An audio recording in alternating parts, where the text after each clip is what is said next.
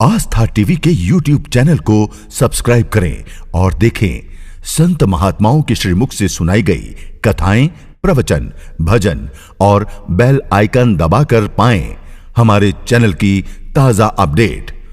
अरे नारायण गुरुदेव भगवान ने तो साक्षात कामधेनु प्रदान कर दिए, किसी के द्वार पर जाने की आवश्यकता क्या है। ये गोमाता साक्षात कामधेनु है। हृदय से भगवत भाव करते गोमाता की सेवा करो, सारी इच्छाएं गोमाता की सेवा से पूर्ण हो जाएंगी। विद्या की प्राप्ति गाय से, बुद्धि की प्राप्ति गाय से, धन की प्राप्ति गाय से, पुत्र की प्राप्ति गाय से, पुत्री की प्राप्ति गाय से, कहां तक कहें भगवान की प्राप्ति गाय से, ब्रह्म विद्या की प्राप्ति गाय से। उपनिषद में स्वामी जी कथा है ना, उपनिषद में कथा है कि गौतम ऋषि के पास एक बालक आया। बोले हमको अपने गुरुकुल में भर्ती कर लीजिए, हमारा जनेऊ संस्कार करा के हमको वेद पढ़ाइए। गुरुजी बोले तुम्हारा परिचय, नाम गोत्र बताओ। उसने कहा मेरी माताजी ने सेवा में लगी रही, संतों की, गौ माता की, उनको पता नहीं चला। उन्होंने अपने पति से पूछा नहीं, इसी बीच में मेरे पिताजी पधार गए, तो मेरी माताजी को भी पता नहीं कि हम किस गोत्र के हैं। बस इतना जरूर है कि हम ब्राह्मण हैं और मेरी माता का नाम जावाला है और मेरा नाम सत्यकाम है। अच्छा, गौतम जी बोले बिल्कुल ठीक है, तुम ब्राह्मण हो।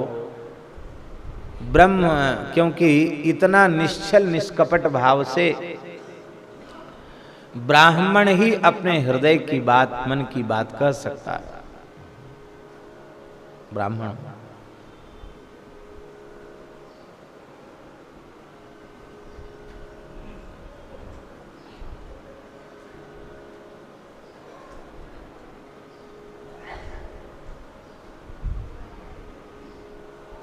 गौतम ऋषि ने उसका यज्ञोपवीत संस्कार करा के, संध्या गायत्री सिखा करके और उसको 100 गैया दे दी। कितनी गैया दे दी?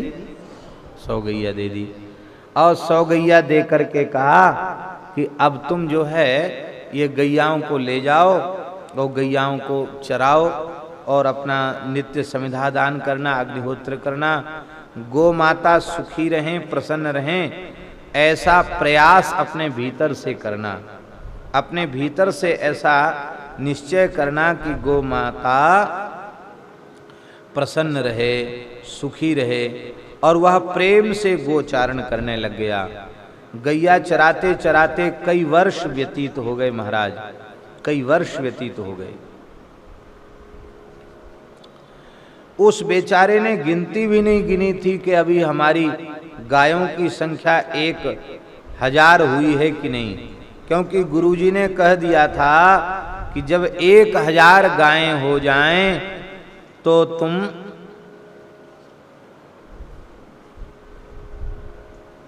लौट करके गायों को लेकर के हमारे निकट आ जाना।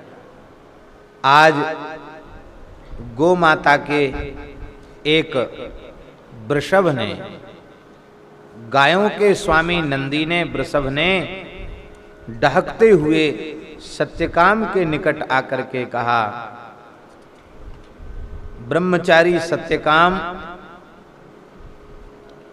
ब्रह्मचारी सत्यकाम, मैं तुम्हारी सेवा से अत्यंत प्रसन्न हूं। हमारी संख्या अब 1000 हो चुकी है, इसलिए अब तुम विलंब मत करो, हमको गुरु महाराज के आश्रम में, महर्षि गौतम के आश्रम में हमको ले चलो। हाँ,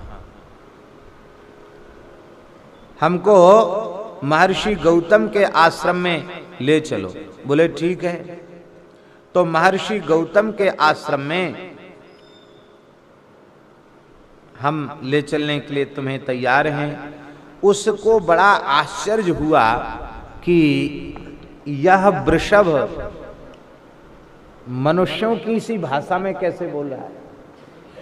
उसने कहा बेटा आश्चर्य मत करो, मैं तुम्हें ब्रह्म विद्या के प्रथम पाद का उपदेश करता हूं।